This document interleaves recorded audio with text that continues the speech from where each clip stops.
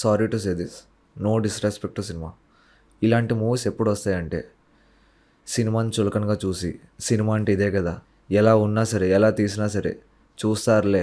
ఇప్పుడు సగం movies director actor combo అనేసి 100 crores ఫిల్మ్ అనేసి first day second day paid ప్రమోషన్స్లో లాగేద్దాం అనేసి తీస్తున్నారు. ఇదంతా ఎందుకు చెప్తున్నా అంటే లాస్ట్ 4-5 yearsలో నాకు one of the best theatrical ఎక్స్పీరియన్స్లో అఖండ మూవీ ఒకటి.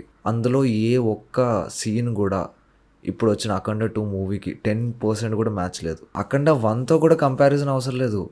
బోయపాటి ఫ్లాప్ మూవీస్ అయినా జై జానకి నాయక, వినయ విజయరామ్లో ఉండే అంత ఎమోషనల్ కనెక్ట్ కూడా ఇందులో ఉండదు. ఫస్ట్ ఆఫ్ ఆల్మోస్ట్ 1.5 hour మొత్తం నరేటివ్ పోర్షనే ఉంటుంది.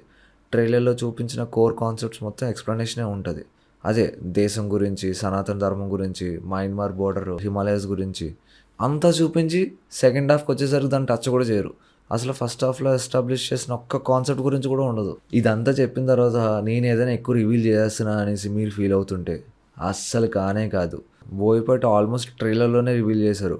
ఇంటర్వెల్ సీక్వెన్స్ దగ్గర నుంచి సెకండ్ హాఫ్లో యాక్షన్ సీక్వెన్సు, హనుమాన్ సీక్వెన్సు, శివుడి సీక్వెన్సు, ఆఖరి క్లైమాక్స్ సీక్వెన్స్ కూడా అన్ని హై మూమెంట్ ట్రైలర్లోనే పెట్టేసిన తర్వాత ఇంకా థియేటర్కి అసలు ఏం ఎంజాయ్ చేస్తాం. ఇంకా సీజీ విషయానికి వస్తే మొత్తం 2D, ఏదో సెకండ్ క్లాస్ యానిమేషన్స్ అవి అన్నీ జస్ట్ ఏదో 2D యానిమేషన్. ఎప్పుడు ఆదిత్య 369 అప్పుడు యూజ్ చేసిన యానిమేషన్స్ ఇప్పుడు యూజ్ చేసిన. ఇంకోటి ప్రాపర్ ఇంటెన్షన్, మూవీని తక్కువ చేసి మాట్లాడాలని కాదు, వాళ్ళు ఎంత రెక్లెస్గా తీశారనే దాని మీద మాత్రమే ఇదంతా.